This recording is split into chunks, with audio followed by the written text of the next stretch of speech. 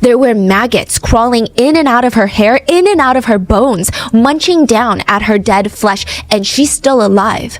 If she looked down, there would have been certain parts of her body where she could see straight through her skin, her tissue, her muscle, and see her bones. There were giant holes all over the lower half of her body. She was completely covered in feces. There was feces in her stomach, inside her stomach, in her mouth, and even her ears. She had been trapped on this couch for the past 12 years of her life. By the time that she was found, she had melted through the couch into a hole and her skin was fusing with the brown leather. The only contents found in her stomach would be sofa cushion foam and feces.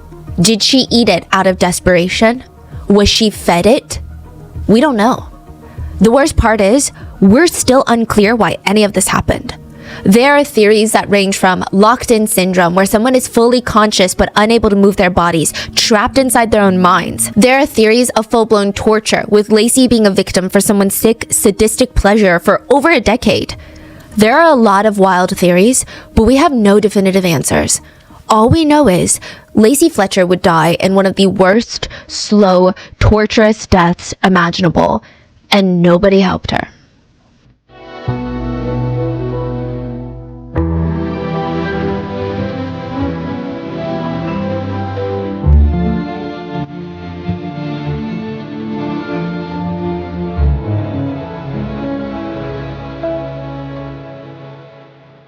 As always, full show notes are available at rottenmanglepodcast.com. One of our wonderful researchers that worked on this case is autistic, and she was instrumental in the process of gathering data for this case. She's also provided us with links to autism resource pages that will be in the show notes. Now, with that being said, as with all cases, please let us know if you have any thoughts or any additional details about the case down in the comments. And with that, let's get started. There's a very rare condition out there. It's called locked-in syndrome. Less than 1,000 people in the United States have it at any given point.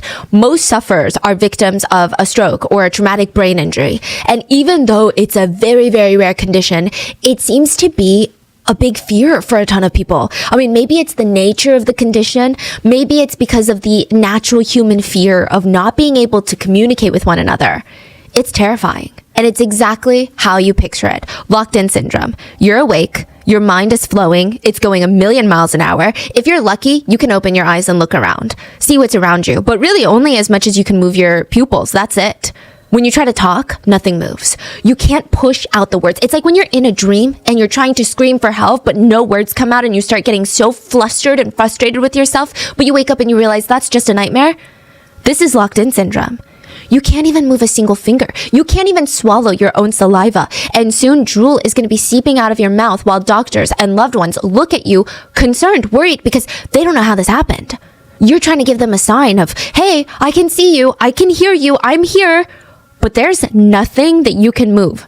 Your body is locked, and you are locked in your brain. 90% of people die within the first 4 months that they're locked in. And a lot of doctors can figure out that they're locked in, but can't find a way to get them out. One survivor of locked-in syndrome stated, "My cognitive capabilities were 100%. I could think and hear and listen to people, but I couldn't speak or move. The doctors would just stand there at the foot of my hospital bed and talk like I'm not in the room, and I just wanted to scream like, hey, people, I'm still here. But there was no way for me to let them know." He remembered hearing the doctors tell his family in the room that he had a 2% chance of survival, and even if he did survive, he would be completely comatose. He remembers hearing the conversation and seeing his wife break down and beg the doctors to not turn off his life support machines. And he was just screaming, "No, I'm right here. Don't turn it off. I'm right here." But nobody could hear him.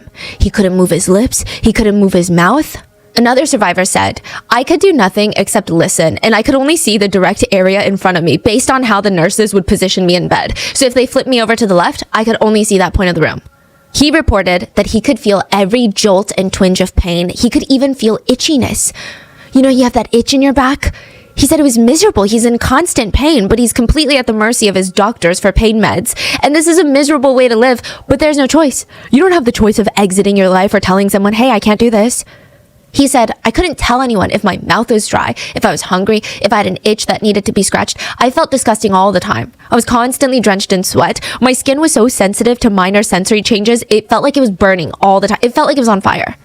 He was in constant pain. He was afraid of dying, and that's all he could think about all day. But worse than that, he was afraid of being trapped inside of his body forever. All he could do was talk to himself. He said he had to create another voice to talk to himself. 2 voices. He could calm himself down. He would say things like, "How are you doing, Jake? Not too bad, just waiting on my meds. It's coming soon. Don't freak out, Jake. You're gonna be okay." When Jake wasn't talking to himself, he was talking to the nurses. They just didn't know it. They would ask him, "Hey, Jake, can you hear us?" And he would be screaming at the top of his lungs, "I can hear you. I'm right here." But nobody could hear him. And the highlights of his day was when nurses would come in and talk to him, even though they had no clue that he was, quote, in there. The ones who sang to him were his favorite. While they would flip him over, they would sing to him. But most of the days, he would just lay there in a completely empty room, unable to move. Sometimes his family and loved ones would come over into the hospital room and they would just scream at each other about what they were going to do with him, fighting about him as if he's not right there listening to all of this. That's terrifying. Yeah. And there's no way of these people, there's no medical equipment that can detect that? I think right now, eye fluttering is the quickest way that doctors will detect it. It still takes about a few days for them to even find out that you're locked in. Yeah, so most of these people, these survivors, they said it took multiple days for the doctors to be like, "Oh my gosh, I think he's blinking. Like, please blink twice if you can understand what I'm saying right now." I mean, I can only imagine there must be so many who couldn't control their eye movements either. So we don't know just how many of people have passed while they've been locked in. We're not sure. And once they're locked in, they remember everything. These survivors, they remember everything in detail and they were corroborating it with the nurses and doctors. So it's not just like hallucinations that they had. These are real events. They're completely conscious. There is a device right now, I think, that they're working on where it can try to communicate with you through your brain. Listen, that's what I was thinking. Like, yeah. There's so many like brain scans. They can check like what area is moving and stuff. I imagine it's very expensive. Right. There was a man in France who wrote a whole book just by blinking one eye to someone who was transcribing it. And then he passed almost immediately after it was published. Jake said other times he was so bored, he would just count to 1,000 and then start all over again. 1 to 1,000. It was absolute hell. He felt like he was being tortured. He always wanted to know, what time is it? What day is it? How long has it been? But he can't even ask anyone. And then there's just so many depressing thoughts in his mind. There were days where all he thought about the entire day was his own funeral. Who's going to show up? What it's going to look like? Who's going to say what? For Marsh, the other survivor, he said he was really lucky. His wife and children were there all day, but even that was just lonely. He said, during the day, I was lucky. I never spent a single day when my wife and one of my kids wasn't there. But once they left, it's lonely, not in the way of missing people, but loneliness of knowing there's no one who really understands how to even communicate with you. Marsh and Jake were 2 of the lucky ones. There were rumors last year in 2020 that a young woman in Louisiana was not as lucky, that she had been locked in her own brain for the past 12 years, and all she could do was sit on the couch and stare at the wall until she passed. So in 2022, this story goes crazy. It's a horrifying story that's coming out, but it was made even more terrifying by the fact that that woman probably didn't even have locked-in syndrome. So what does that mean? Why would someone sit there on the couch for 12 years? She's able-bodied. Why didn't she get up? Oh, so she's not chained? No. Or trapped? We don't know. So that means if she's not locked in, there is something worse, more sinister that made her unable to move from the couch for the past 12 years of her life. Slaughter, Louisiana has a population of less than 1,000 people, but it does have a very interesting name. They were briefly part of a small internet discourse because of their unfortunate police department name, the Slaughter Police. Yeah, so not great from a marketing standpoint. And there was this question of, why the hell is there a town named Slaughter anyway? There were some rumors that the area had some of the first slaughterhouses in Louisiana, or that something very ominous happened there, giving it the name Slaughter, Louisiana. But it's actually just named after the original owners of the land, Mr. Will and Joe Slaughter. But it's a very, very, very small town. Less than 1,000 people, about 800 people. And it's the type of place where you don't have to leave the town for anything. There are schools, 2 churches, pharmacy, food marts, small businesses that sell farming goods, a rehab facility, short and long-term care for the elderly. And even though it's the definition of rural, the houses are super spread out so you can have as much privacy as your heart desires. Slaughter has that small town comfort, where you're like, okay, my dog is missing. Guess what? Likely all 800 residents are going to come out and help you search for your dog until they're back home. It's just one of those towns. I mean, they even have like a small government with residents voted in as what they call aldermen. And these aldermen will help vote on issues affecting the community. So the aldermen, they're supposed to be approachable figures of community that you can turn to for literally anything. Like if you have a disabled family member and you think there needs to be better accessibility at some part of the town, you go to the alderman. If you think your job that has nothing to do with the government requires better sexual harassment policies, like you work at a fast food chain, you go to the alderman. Even if you have a deeply personal issue where maybe you have an anxious relative who won't leave the house and is becoming reclusive and is not socializing with anyone, you go to the alderman. They literally went to the alderman for anything. Sheila was probably the best alderman to go to. She was also the vice mayor of the town, literally was voted into that position. So if the mayor couldn't attend a meeting, Sheila would show up in place of the mayor. Her husband, Clay, was also well known in the community. He worked for a nonprofit called the Baton Rouge Civil War Roundtable.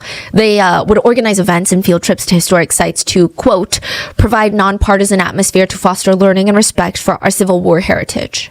It's a lot. There's a lot of red flags, and some of the members joining the official Facebook group would post, quote, non-judgmental pictures of the KKK and make racist jokes about the Obamas. So I don't know. It doesn't seem like Clay was the one personally posting those or endorsing that kind of activity, but just to give you preface. Now, Clay and Sheila, they're the go-tos for the community. Anyone's got a problem, you go to Clay or you go to Sheila. They're churchgoers. They've got the mindset of wanting to help others. They would probably help you first with your oxygen mask on a plane before putting their own on. Always asking, how's your day? How's your sick grandma? Well, if your grandma needs anything, just give us a ring. We're right down the street. But who asks how Sheila and Clay are? Robert Blade Sr. asked. He lives across the street from them, and he remembered the couple having a young daughter, and he hadn't seen her in God knows how long, right? Over a decade for sure, maybe 15 years ago. Last he saw of her, she was exercising down the street, running around with some dumbbells in her arms. She did that a lot, and then she stopped one day. He just kind of assumed, like all the other kids in the neighborhood, though, she got into college, moved into the city, met a boy, got married, started a new life, and then never found the time to visit small old town Slaughter ever again, right? Or maybe she did, and he always missed her. I don't know, she just looked like a young woman. She was, she had these little, what do you call the little weights that you hold in your hand? The little dumbbells. She was exercising? Yes, she'd walk from her house around the circle, and she used to do that, I don't know, 2 or 3 times a week. So one day, this daughter would have been about 30 years old at this point. Robert was on his front lawn talking to Clay about, things going on in the neighborhood. And he thought to ask, oh yeah, Clay, how's Lacey? How's she doing? What's she up to now? Moved away? Oh, no, she's still here. She still lives here. She's fine. Clay quickly changed the subject. At that moment, it was very likely that Lacey was unable to walk, fused to the couch, trapped. And death has a smell. When the body starts to break down and decompose, there are over 800 chemicals that react with the air and with each other, and it creates a very distinct scent. And we always hear about it in cases. The investigators could smell death, that it's a scent that once you smell it, you can never forget it. And to a degree, I feel like we can all kind of imagine what it's like. I'm sure it's not a pleasant scent, but people actually say it's more than that. It's really distinct. It's not just the worst scent that you've ever experienced. There's so much more to it. Death has a sickly sweet scent. So underneath the smell of fecal matter, waste, decay, like you would imagine a piece of raw steak left outside in hot, humid cabin air would smell like after 3 months in the summer. It's like that, but underneath it, there are almost these sweet notes. Everyone describes it differently. I went down a lot of forums with a lot of coroners and crime scene investigators, crime scene cleanup crews. Some describe it as a thick, it's almost like it hangs in the air, like this thick honey scent underlying this rotten meat, garlicky fecal matter scent. It's like honey, but you want to throw up. Others say no, it's almost a little floral. Like, when you are around flowers that have a very unique scent and you almost want to gag, kind of like that. Some say, actually, it's that almondiness. It's that sweet, almost kind of nuttiness. And then there's that overpowering, fishy, even sour scent that overtakes it all. One Redditor, an EMT, describes it as, it smells like if you left cheese out in the hot sun for a week, and then you put it into a stale sweet tea, iced tea mix. And then you just let it sit in that mix, hot, iced, sweet tea mix, for another week. And then you smell it. It's actually even thought that humans and other animals evolved disgust for the scent. So the main underlying scent is called putrescine, and it's a chemical compound associated with decomposing bodies. And apparently humans evolved into being so literally primitively disgusted by it because it protects us from disease and predation from scavengers. Studies go even further to suggest that it triggers a fight or flight response in humans, just the smell of a dead body. Even if you don't know it's the smell of a dead body, you smell it way out in the woods, you have a fight or flight response. That's what some people believe. And there is a company out there that just recreates the scent of human death. That's their whole business model. The scent of human remains, and they sell a formulated version of it. And to put it simply, they bottle up the scent of human death and sell it. The website describes it as, quote, represents odor of two 140-pound cadavers for the low, low cost of $850. And it's not for any weird, sinister reason. Well, hopefully that's not why most people are buying it. It's mainly used by cadaver dog trainers so that they don't have to use real human remains to train cadaver dogs to find dead bodies. But there's actually a lot of cadaver dog trainers that don't like to use these scents. They'd rather go to a body farm and purchase body parts because they argue it's just not the same. Like, you try to replicate it with the chemicals that is created from decomposing bodies, but it's so difficult to replicate the smell of death precisely. It is such a unique scent. I mean, there's so many varying factors. The scent depends on the person that died, the surrounding conditions. Is there wildlife where the body is? The temperature, the humidity. They said humidity is the worst on a dead body. And Slaughter, Louisiana was a humid, hot town. I'm not sure how much Dr. Brickham knew when he drove up to the little White House on January 3rd, 2022. I wonder if the neighbor's Christmas trees and all the New Year's decorations were still up, making the drive feel, I don't know, even more eerie, right? But once he parked that car, he gets out, he walks past the well-manicured green lawn, he opens up the front door, and it's like he's hit with this invisible force field. It's a smell. He couldn't breathe, he said. He said there was a stench, an odor, feces, fecal matter, urine. You couldn't hold your breath. Dr. Brickham had smelled death before, but this smell, it's literally embedded into the fabric of the house. That's how thick and pungent it is. It felt like the scent was going to follow him home and linger for weeks. Dr. Brickham enters the living room, and you know when you spot something that just feels out of place, it makes you feel very unsettled. Like, you can't quite put your finger on it, but it just feels weird. Imagine it's snowing outside and there's someone standing there out in the snow, staring at your house with nothing but their swimwear on. And you're just looking out the window like, I feel like this is odd. Like, yes, I'm worried that they're going to get sick, but there feels like there needs to be a sinister explanation for this because it's just that out of place. Dr. Brickham walks into the living room. Most of the living room is pretty tidy, a little clutter like any normal house, but all over it was pretty well organized. I mean, it's pretty evident that someone in this house is maintaining the living areas, making sure that they're always well kept, cleaning up, organizing everything except the couch in the center of the living room. The dark brown leather couch was the source of this smell, and Dr. Brickham had been hit with it when he walked into that house, and he could almost see steam like emanating from it. The couch looked like it was melting. The couch was soaked with urine and feces, human excrement. The waste was seeping through the couch bottom onto the floor where it looked like any second nobody cleaned the floor underneath the couch. It looked like the floor was going to crumble in on itself from the gathering of all the liquid and feces. There was an 18-inch gap between the couch and the wall. The wall looked moist. Like, it looked like there would be condensation droplets on the wall from steam, from liquid. And the couch just looks so out of place. I mean, you wouldn't even expect to see this type of couch in an abandoned home. It looks like a regular, normal living room, and then they just have this couch that everyone in the family and visitors go and pee and poop on, and then nobody cleans it up. That's what it looks like, and it's just melting. It's like a weird time capsule. Just the couch is rotting. It's bizarre. And this is the living room of a couple that's pretty well respected in the community. In a house where the rest of the place is extremely well kept and there are signs of life, and this is the couch that's in the center of the living room. But as Dr. Brickham got closer, he found who he had come here for. Lacey Fletcher was laying in the living room couch. She's not laying on the couch, she's laying in the couch. There is a huge person-sized hole in the leather couch, almost to the floor.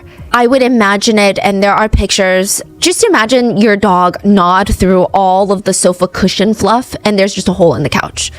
She's literally in the couch. She's slumped to one side, sitting cross-legged. Her eyes are wide open. Her mouth is wide open. She's completely nude except a small blue patterned top that's pulled over her chest, so her chest is bare. What?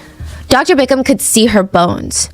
Not because she was that emaciated, which she was very malnourished, but parts of her body had been rotten and eaten by maggots while she was alive.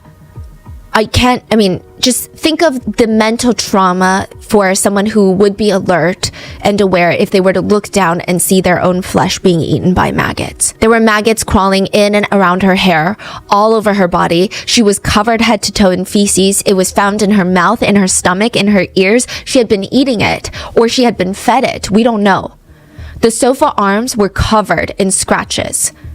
This is not a situation where Lacey's body was left on the couch to decompose after her death, and the feces and urine, it came out during the decomposition process. This is not that situation. Lacey was kept alive on that couch for 12 years.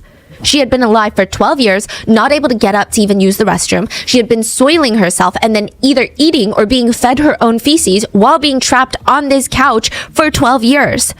Her flesh had been rotting while she was alive. Maggots were eating away at her while she was alive, and she had just recently passed away. And the two people who lived with her, her parents, the ones who walked past that couch every single day, walked past it to head into the kitchen, to the garage, to the backyard, Sheila and Clay Fletcher, they were now standing in the kitchen with no explanation on what the hell had happened. When I first walked in the house, it smelled of feces, fecal material, however you want to put that politely. It stunk. When I got to the body, the individual was basically sitting in a hole filled with liquid stool and urine. I was able to place her body in a black body bag, and I took it down to Jefferson Parish for autopsy. It's the worst form of medical neglect I've ever seen. I mean, I don't know any other adjectives or adverbs to add to that. Lacey was pronounced dead at 3:07 p.m. on January 3rd, 2022, but it's likely that she passed away at least 24 to 48 hours prior. She could have passed away New Year's Day, 2022. The world around her would have been celebrating the start of a new year, something fresh, and Lacey would have been laying dying in her own excrement. Sheila Fletcher got a little bit more talkative at the police station. And side note, this isn't even immediately after authorities took Lacey's body away. Sheila was interviewed January 18th. Lacey's body was found January 3rd. So the police didn't do anything until 18th? They really did not treat the parents like persons of interest or even suspects. So it's a small town, right? So they all know each other. And now, Sheila tells authorities January 18th that Lacey had social anxiety and had met with a psychologist over a period of 3 years when she was back a teenager. Lacey was 36 when she passed. So you're talking about like decades ago. Eventually, she stopped seeing her doctor decades ago. Sheila and Clay contemplated getting Lacey committed into a specialist medical facility, but for whatever reason, that never happened.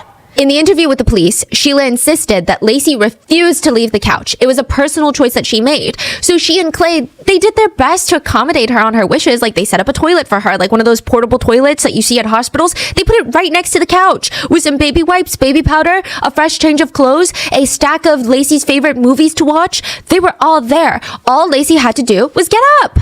But she didn't ever want to leave the couch, ever. That's what they said. Maybe it's laziness. So they gave Lacey a towel on the couch to use as a toilet. Sheila stated that she would have to take the towels from Lacey, the ones covered in feces, clean them, and then bring her new towels. I mean, it was a whole thing.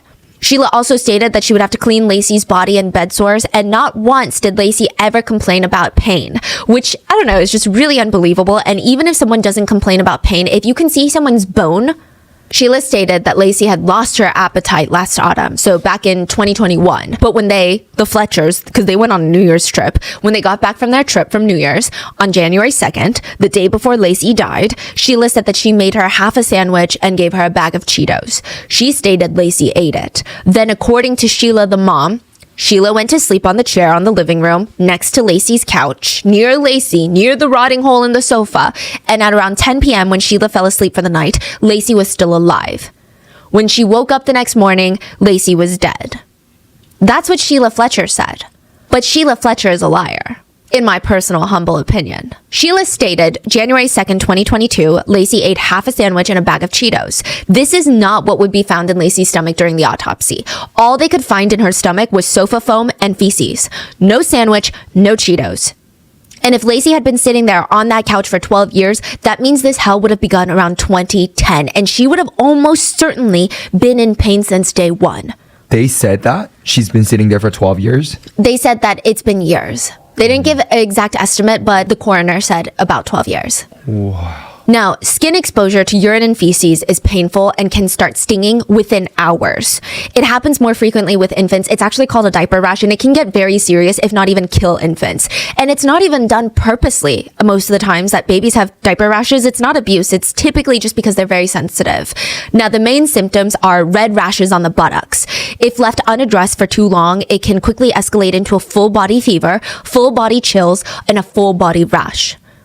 Urine and feces contain ammonia. Now, ammonia is very corrosive. If your skin is in contact with ammonia for long periods of time, it can cause irritation and even burns.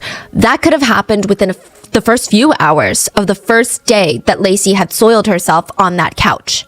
Now, if a diaper rash is left untreated, the skin starts to swell. It can transform into these rashes that have these white bumps all over that ooze clear fluid, and then the skin starts to peel, causing these open sores. It's very painful, and if there's still urine or feces that's there to make contact with those open sores, you're at a dangerous risk of infections. Yeast infections might be one. Yeast dermatitis could be another thing. Those are dark red areas of the skin, usually filled with these raised yellow fluid-filled pustules. This is likely all happening near the private regions because she was found sitting cross-legged. So she's genuinely sitting in a pile of her urine and feces, which makes everything much more sensitive and painful because these are your private parts. Side note, if Lacey still had her menstrual cycle at the beginning of all of this, she may not have due to malnutrition or other reasons, but if she did, that means there would have also been blood rotting into the sofa, and blood attracts flies. Flies would have been attracted to Lacey and her wounds that were all primarily, again, in her down regions. Also, infections for the private regions are incredibly painful, and that is just the beginning. This is still when everything is treatable fairly easily. Painful, but not like life-threatening, typically. Even without urine and feces, the high risk of painful infections just sitting or laying in one place is horrendous for the body. Bed sores. Have you heard of bed sores? They're going to be one of the first things to show up. Bed sores occur when there is continuous pressure on parts of the body, usually by sitting or laying in a single position for an extended period of time. So you're cutting off blood supply to that specific area, which causes the surrounding tissue to start dying. Within 2 hours, the tissue starts dying. Humans are very sensitive because that tissue is not getting enough oxygen because blood has oxygen in it and you're not getting blood flowing there, and it can happen in 2 to 3 hours. So you're like, okay, well, why don't I get bed sores when I'm falling asleep? We're constantly moving. Even shuffling like this is moving. So if you're sitting on a chair for 8 hours studying, if you're moving a little bit, it's hard to get bed sores. This stops it from developing. But if you're unable to move around, a bed sore is going to happen because there's a lack of oxygen. Like, it's not preventable. The skin will die and the bed sore will just look like a red blotch on the skin. So it starts looking like a sunburn, and it feels a little hot to the touch, kind of like a sunburn, warm. It might even be a little itchy, very similar to a sunburn, but eventually it turns purple. And by that point, if left untreated, the skin will break open and you're just going to have this painful wound that becomes easily infected, and then it collapses on itself. It's like a crater-sized blister. Some bed sores, I saw pictures on Reddit. I honestly don't know. I should not have gone down that route. There's like dinner plate-sized bed sores, and you can see all the way to the bone. And it's not just skin deep. That's the problem. These bed sores collapse and they go deeper and deeper until you literally have Swiss cheese-like holes on your body. They reach into the muscle all the way to the bone. If you see a really bad picture of a bed sore, you can see muscle, tendons, bones, joints, just in a hole in someone's body. It's like an exposed tunnel for people to see inside of you. Once a bed sore develops, you have to treat it and dress it every single day, multiple times a day. It is absolutely horrendous for the patient and the caretaker. And bed sores are very, very, very slow to heal. With bed sores, genuinely, prevention is the only key. All you can do is move around. So that's why when you have bedbound patients, one of the first things that caretakers or nurses learn is you have to flip the patient every 2 hours. There's no question about it. And that's why when you go to nursing homes and maybe your grandparents have a bed sore, it's taken so seriously because when you hear the word bed sore, you're like, okay, it's not that big of a deal, but it's a very clear indicator that there could be abuse happening. Some really bad bed sores take days, months, even years to heal. Some may never heal. They may need surgery. And when it's super serious, bed sores can lead to death. Once they get infected, it leads to sepsis and death. Bed sores cause the death of more than 24,000 people each year. And again, the saddest part is most of the time, bed sores are completely preventable. I feel like it's very safe to assume that Lacey went through all of that and more. By the time that her body was found, the flesh on Lacey's bottom had been worn away and eaten. It was gone. Like, she had no thighs, no butt. Her back and butt area, it was impossible to tell what part was a human being. Her skin and flesh were so rotten and half eaten by maggots. There were other areas that maybe looked a little bit more like human skin, but it was completely yellow, which is typically a sign of infected skin. Lacey had bed sores that went all the way down to her bones. Her skin was rotting away from constantly sitting in a mess of feces and acidic urine. She had a severe case of gangrene, which is when your flesh is dead. So the tissue changes from red to black, and then you're left with dead tissue, which is very dangerous because, again, you're at risk of infection, which can kill you. The only tiny bit of relief in all of this is hopefully with her injuries being that deep into her skin, hopefully it destroyed her nerve endings. There's a chance that it might not have, but there is a chance that it did. So maybe she had lost feeling in some of these parts of her body around the injury sites. We don't know for sure, but we can only hope that she didn't feel what was slowly happening to her body for 12 long, agonizing, painful years. And it wasn't just the lower part of her body. Her entire backside was a mess of raw, rotten flesh. She was completely covered in raw red blotches, and Lacey's wounds were being cleaned. Not by her parents, but by maggots. Maggots were crawling in and out of her, consuming her dead flesh, and for this case, the maggots did more to help Lacey than her own parents. Like, I know usually we talk about maggots and it's not in a positive light, but maggots have a very important role in this world. So they eat dead flesh. In medical history, and sometimes even today, maggots have been used as a way of helping clean wounds. So maggots, they leave healthy flesh alone and just feed off of dead flesh, which needs to be cut away anyway because you're at risk of infection. And in Lacey's case, it seems to have worked to the point that she did not die of sepsis and infection for the first 12 years. The maggots kept her alive by eating the dead flesh on her wounds, while her parents did nothing for her, in my opinion. We know that Lacey was left with no real food or water in reach, and Lacey, on some level, was aware enough to know that she needed to eat. Her body seems to have grasped for anything that she could get, and the sofa foam was the only thing in reach. That and feces. Because that was what was found in her stomach. Not half of a sandwich or Cheetos. That's just the physical trauma of her body. We don't know to what extent and how bad the emotional and mental trauma was for 12 years. We don't know if this is even the full extent of her physical trauma. Technically, there could have been things that happened to her years ago that wouldn't be present during the autopsy now. Dr. Bickham's official report stated Lacey died of sepsis as a result of severe medical neglect, which led to chronic malnutrition, acute starvation. Lacey only weighed 96 pounds at 36 years old. Immobility, acute ulcer formation, bone infection, which ultimately led to sepsis and death. And one last thing about Lacey's autopsy. Sheila Fletcher stated she never took Lacey to the doctor because Lacey had never been sick. Which, let's not even unpack how ridiculous that statement is. We don't even need to go there. But that alone seems to be another lie, or at least a very misguided statement, because Lacey had COVID when she died. Most of Clay and Sheila Fletcher's friends did not even know that they had a daughter. But there were people that remembered Lacey, the ones who went to school with her in Slaughter, Louisiana, or the ones that saw her running around the neighborhood when she was younger. They all just assumed that she had grown up, moved out of Slaughter, maybe settled down nearby in Baton Rouge, got married. The ones that knew that the Fletchers had a daughter, they remembered Lacey as being a very friendly kid. She was fun to be around. She had a lot of different interests. She was, like a lot of people, obsessed with Disney. She loved anything Disney World, Disneyland, Disney movies, characters. That's her happy place. She would send friends links to videos of Disney. Also, Mariah Carey and country music. Very interesting mix, but she was someone that just had a very wide range of interests. She's very active. She loved bowling, volleyball. Those were her favorite activities. And everybody's favorite word to describe Lacey was just sweet, as sweet as can be.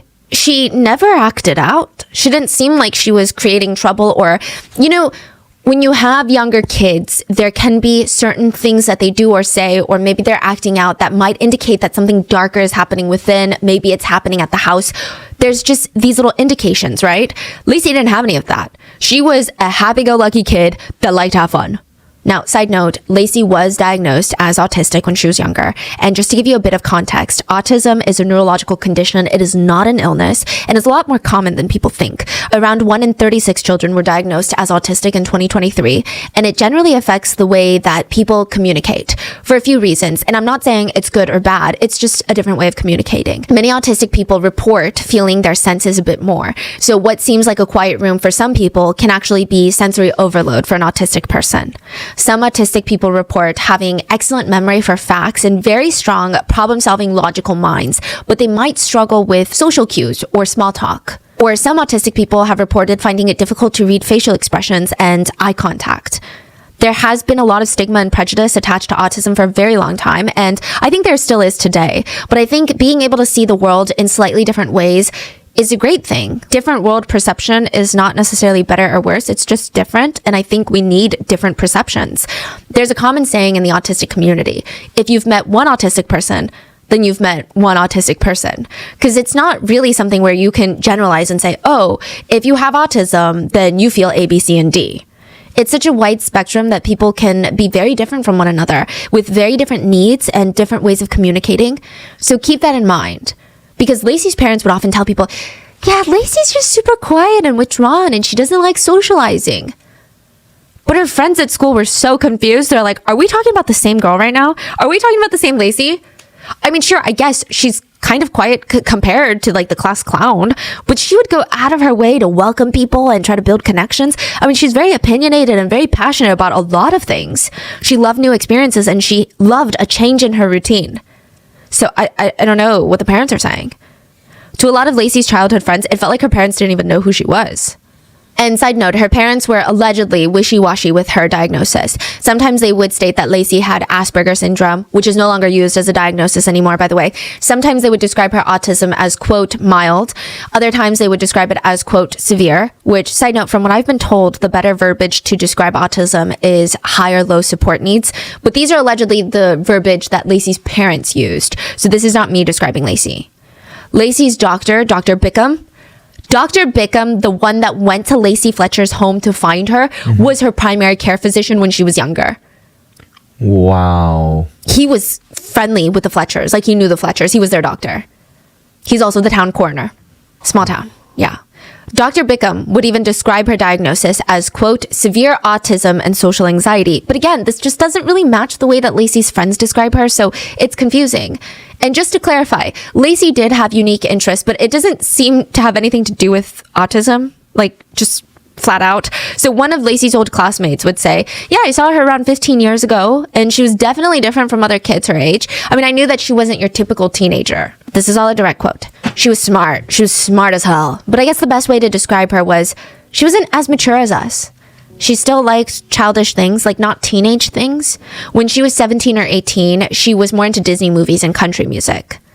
Which again, I don't know how that's very different. She would invite us over to watch Disney movies despite being more withdrawn, but it's just not my forte. Again, she just had her own interests. I would hardly call that strange or a reflection of her diagnosis.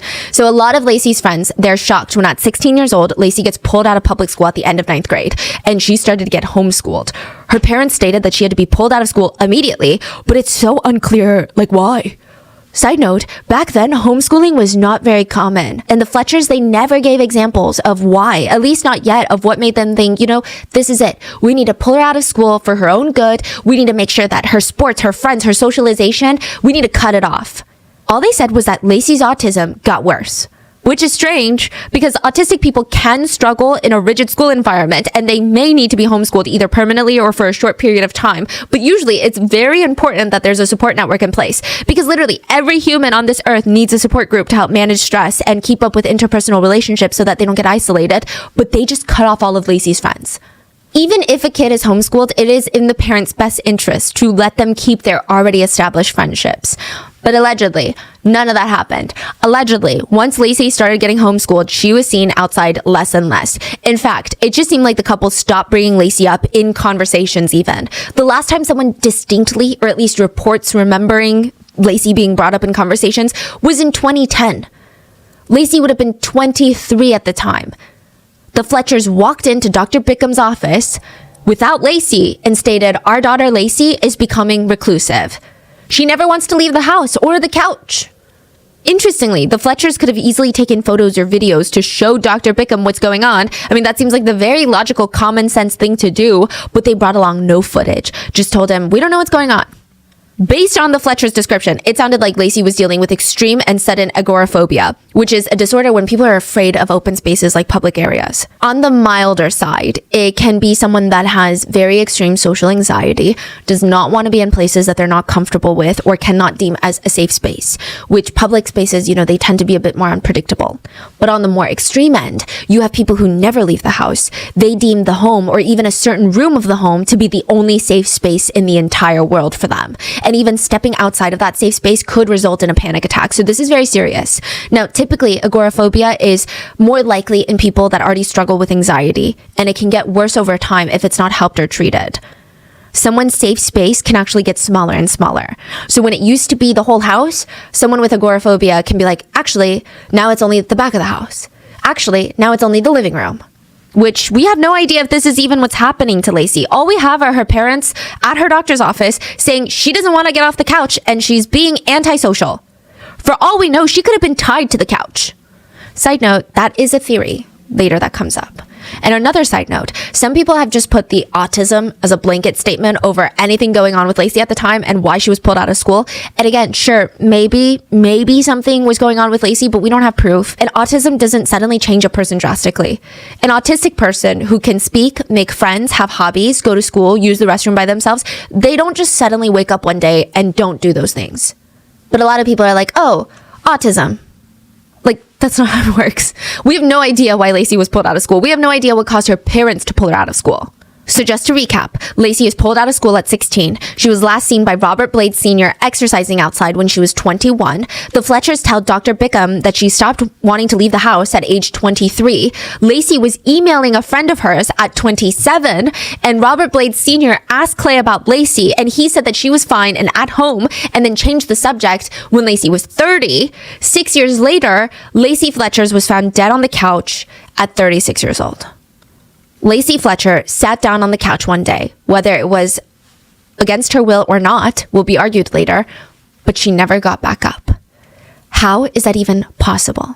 The first theory that came about online was that Lacey had locked-in syndrome, which we talked about earlier in the episode. Because when this case broke, a rumor started that she had locked-in syndrome, and everyone, including major news outlets, they just ran with it. They said that she had locked-in syndrome because it just answered all the questions of why and how is an able-bodied woman sitting in her own waste for 12 years until the couch fell apart.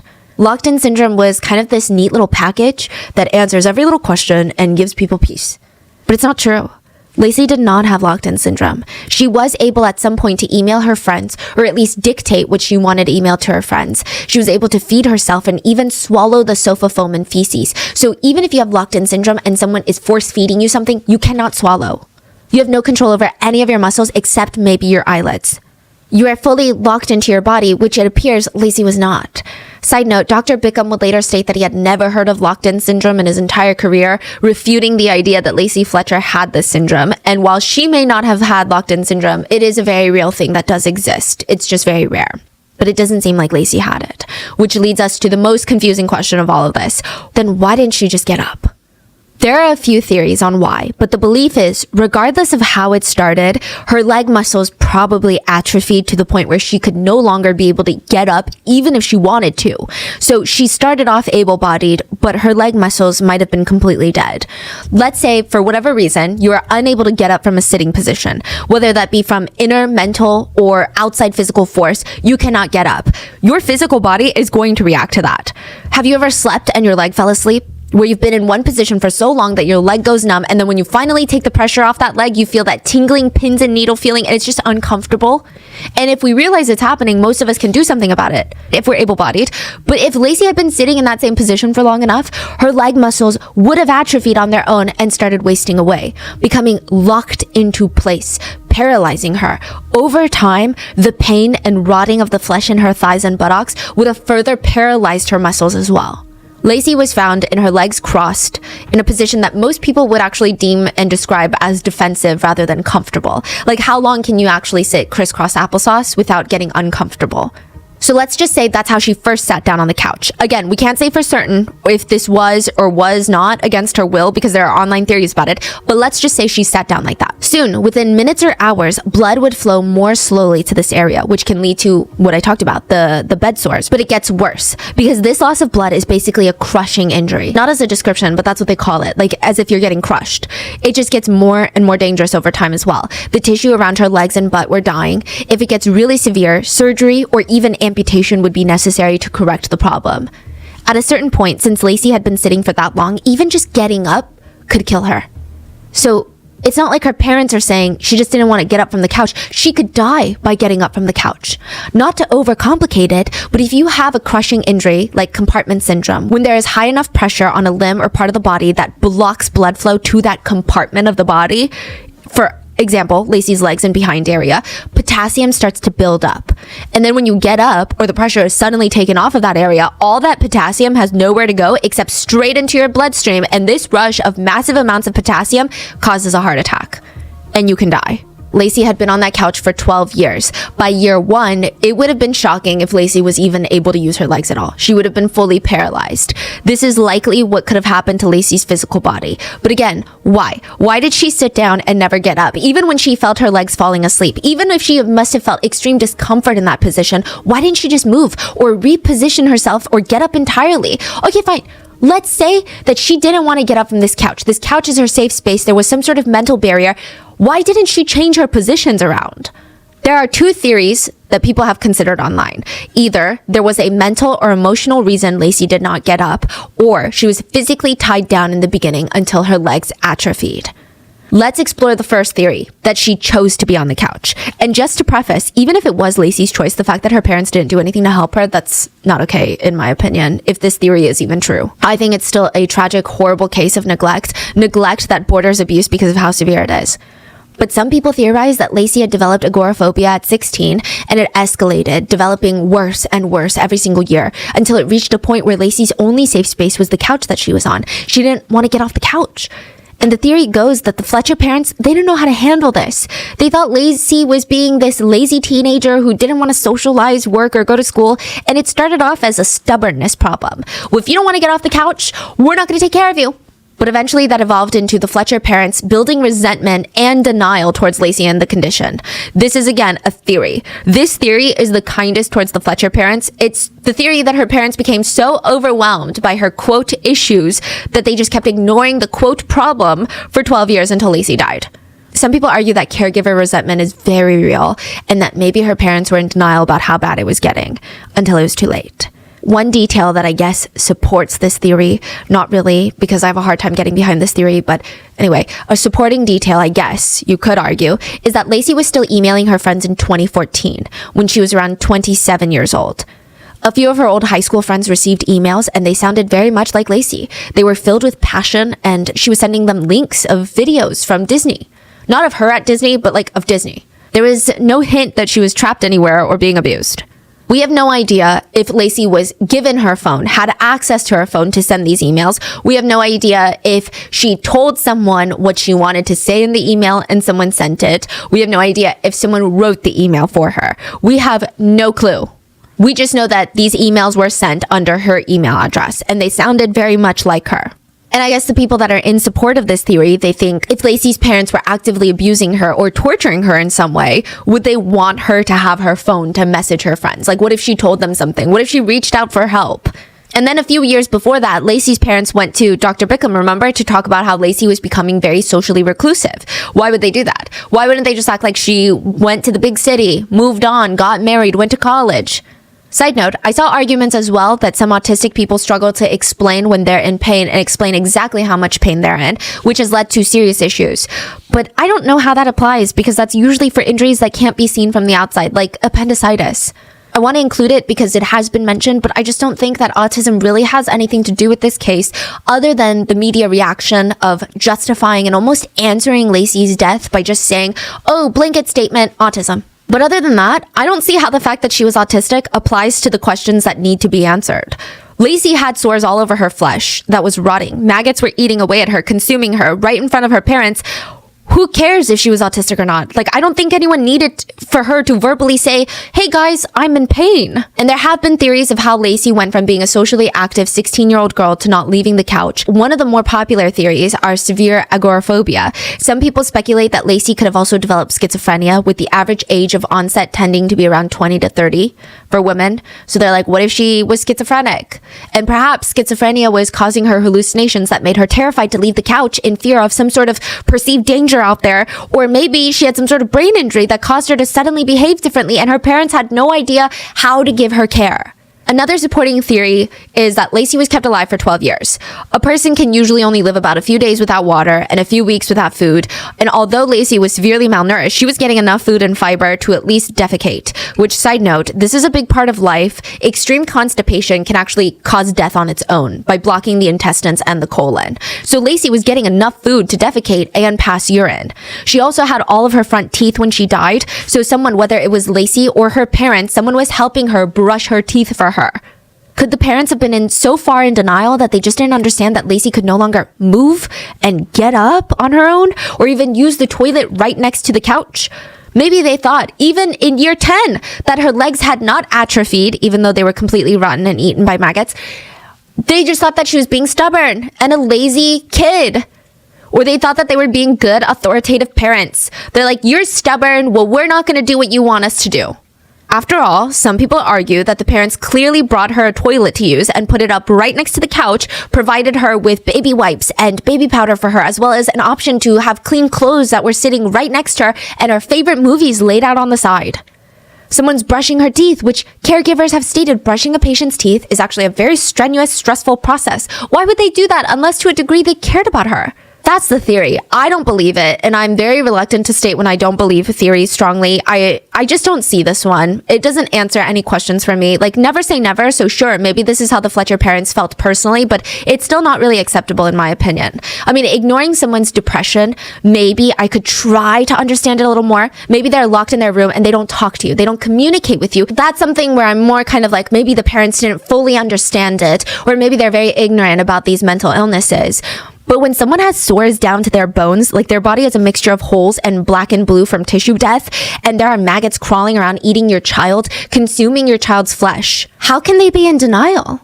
Even in very rare cases, we might sometimes hear, once in a blue moon, stories of people keeping their loved ones' deceased bodies. Like, no matter how much decomposition is happening, because these people are in denial of their loved one's death.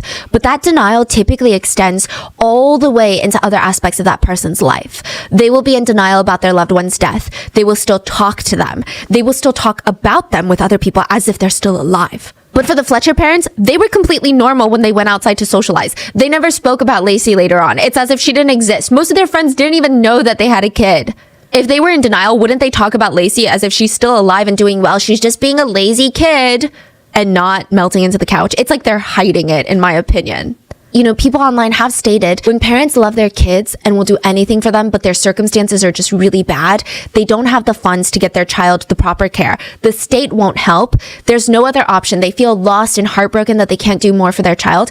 That is clearly not the case with the Fletchers. The Fletchers would have enough to pay bail for the both of them. That amounts to $72,000 in cash. They could have easily found Lacey a long-term facility to help her because they can't be the ones to help her. So it's not that they had a lack of funds.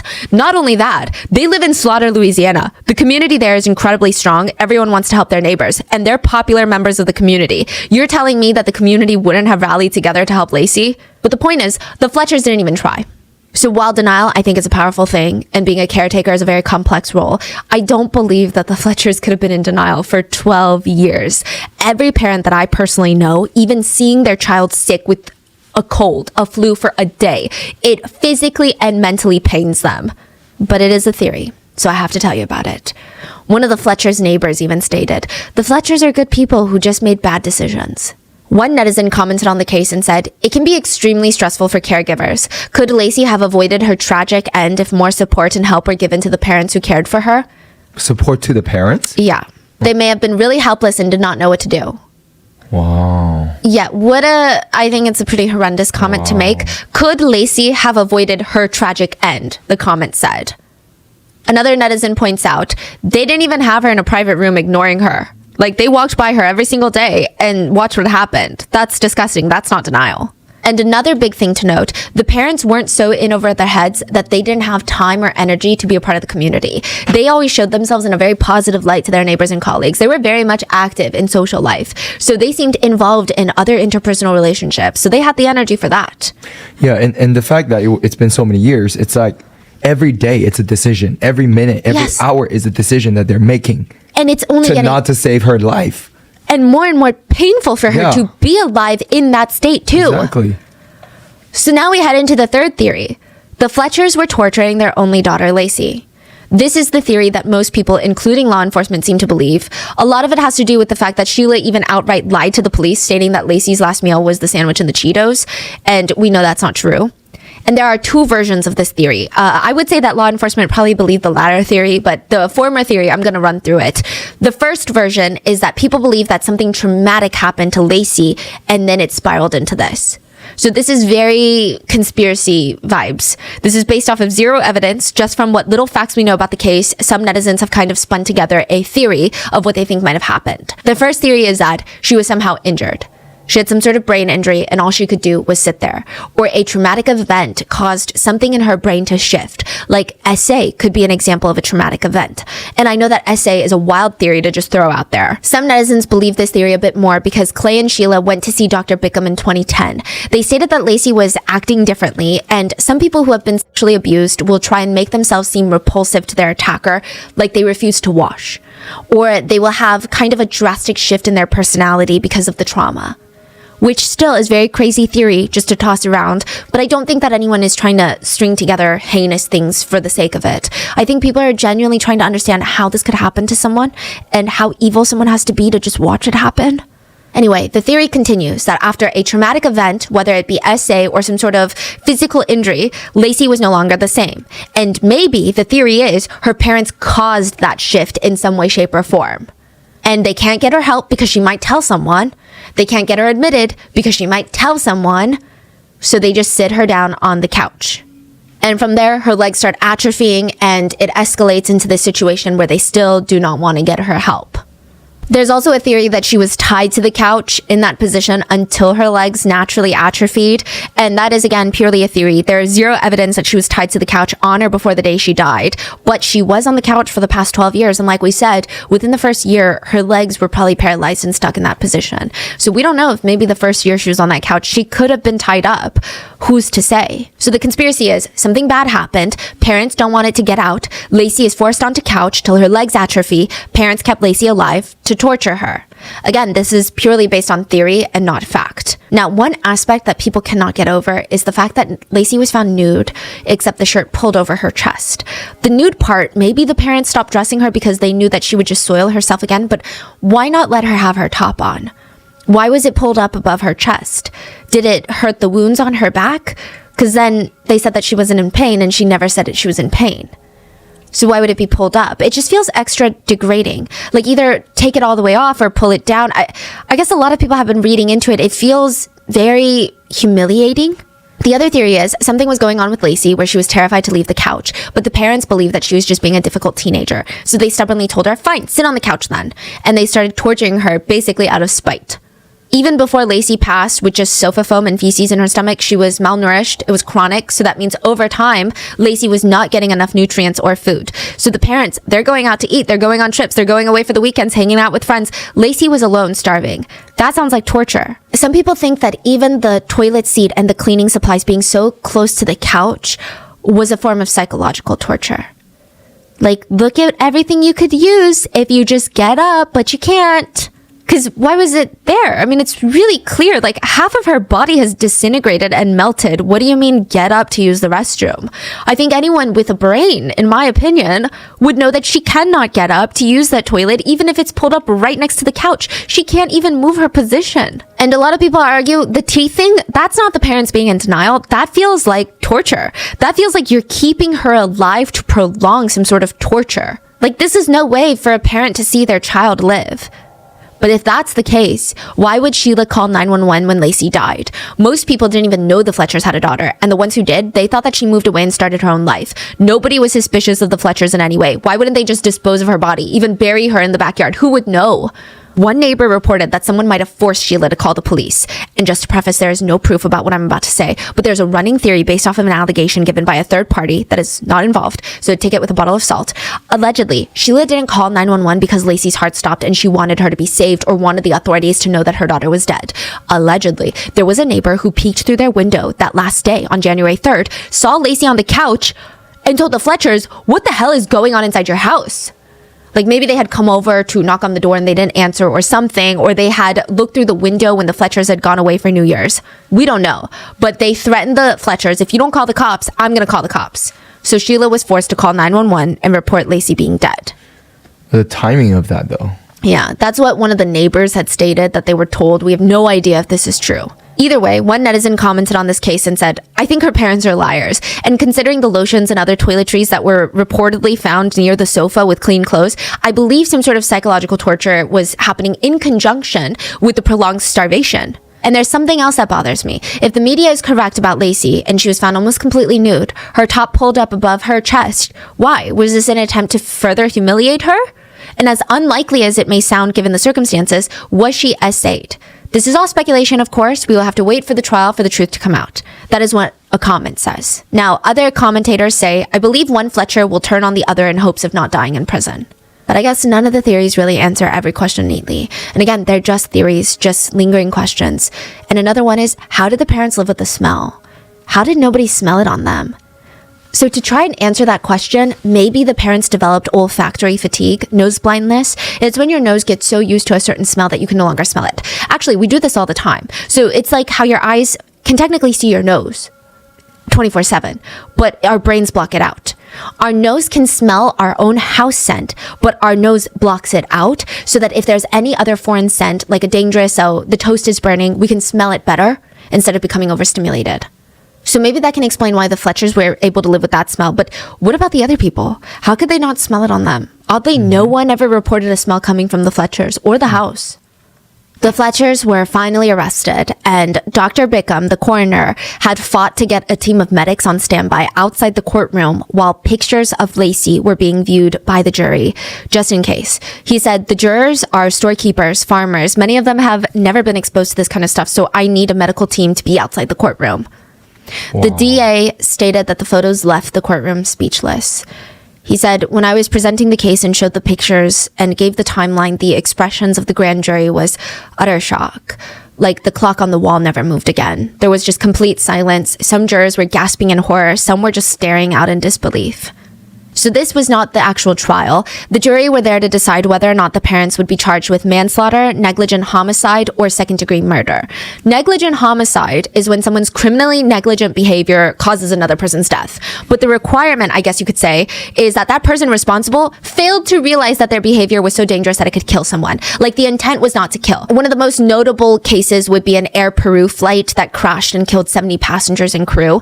To oversimplify it, pilots and crew realized that something was wrong while they were flying. They were way too low in altitude, but they didn't know that. So their reading instruments were off. And it's because a maintenance staff of this flight team had put adhesive tape on static ports of some of the instruments while they were cleaning and forgot to take it off. And these static ports are so important on telling the pilot how high up they were. So when they tried to do an emergency landing, they fell into the Pacific Ocean and they all passed. He was charged with negligent homicide.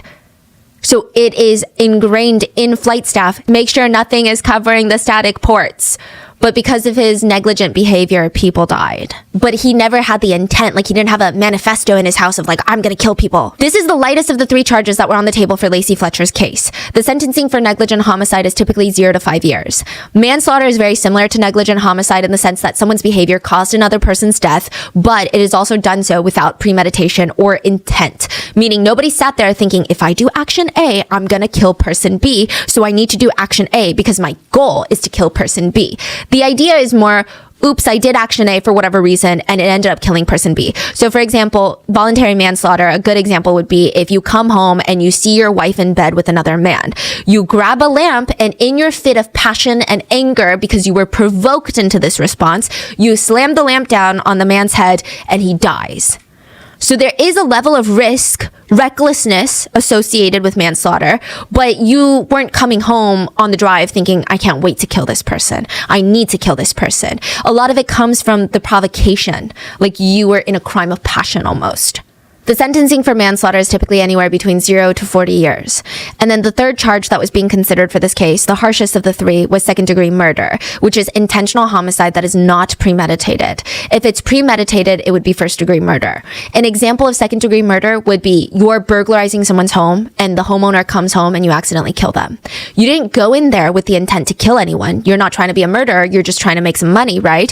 But you went there to rob the homeowner and then you killed them. You knew the risks associated with robbing someone. So to compare, for manslaughter, you come home, your wife's cheating on you, it's the heat of the moment. There's a shock of emotion that might have led you to do something.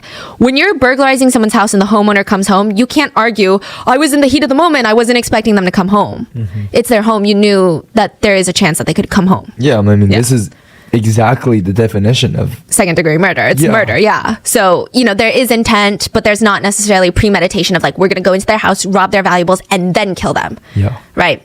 Now, the DA was fighting for second-degree murder charges, which a lot of people wanted to see first-degree murder, but I guess legally second-degree murder made the most sense, and it could lead to a life sentence. The DA argued with the jury, we don't treat animals or neglect even our pets in that way. If we have an animal in that condition, you take them to the vet. If you're not capable of providing the care for that pet, you get help. You can't say Lacey wasn't in pain. On murder, you have to have intent. Did they want to kill Lacey? I want to say, yeah, they wanted to kill her. Lacey hadn't seen a doctor in 20 years. The jury said they would be indicted and charged with second-degree murder. So the parents will be tried. They have pled not guilty, and it doesn't seem like there's a trial date set yet, but it does seem to be like it'll be sometime in 2024. We will keep an eye out on that. It's just, it's a lot. Both the Fletcher's bail were set at $300,000 each. They used a bondsman, which means they had to put up around 12% of that bail, so they would have needed $72,000 in cash to cover for the both of them, which they paid, and again, shows that if they really wanted to help Lacey, they could, to a degree, afford to help her. The couple's attorney, Stephen Moore, released a statement on behalf of the parents, and he said they don't want to relive the pain of losing a child through the media. Yeah. Wow. They have been through a lot of heartache over the years. Anyone who has lost a child knows what it's like. Oh my God. Don't even start on that. I think that's even more triggering for parents to hear that. All I saw were parents on Reddit, ready for blood. Yeah. The couple also went to post on Facebook in just one sentence, Mom and Dad love you so much, about Lacey's death. They never mentioned Lacey's passion for Disney, her favorite country song, the way she loved to be active and move her body or engage in sports. Nothing. One Redditor wrote, Lacey's parents horrify me. How could they allow this to happen? They insist that she chose this life. If so, she wasn't in her right mind to choose. They had a duty to help her and not stubbornly say, fine, there then, until it became a living nightmare. That was absolutely evil in my opinion. If this was about pride, it's just as evil as if they tied her to the couch. If they restrained Lacey, it was sadism. It was still sadism even if they didn't restrain her, because empathy and love would soften their hearts to not allow Lacey to suffer and be degraded like that. Other netizens just simply commented on this case. There is no excuse. There is no explanation.